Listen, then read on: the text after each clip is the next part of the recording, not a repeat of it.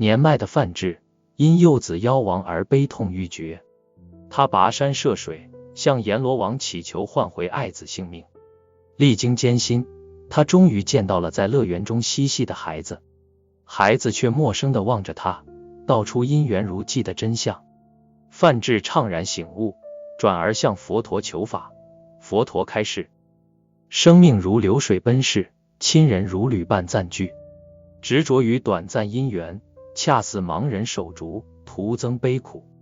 唯有以智慧关照五常，勤修戒定慧，方能如清风浮云，照见生命本真，度一切苦厄。